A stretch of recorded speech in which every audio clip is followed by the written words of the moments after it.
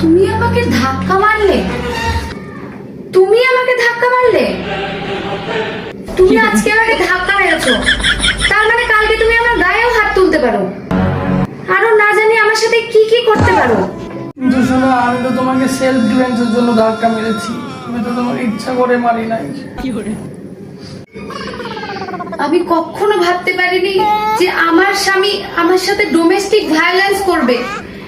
হে আল্লাহ, তুমি আমার কপালে কি স্বামী জুটালে। আমার তো এখন তোমার সাথে এক ছাদের নিচে থাকতেও ভয় করছে। তোমাকে দেখলে আমার গা শিউরে উঠছে।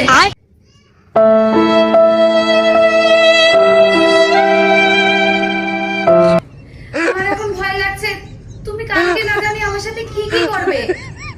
খুবই ভয় লাগছে আমার।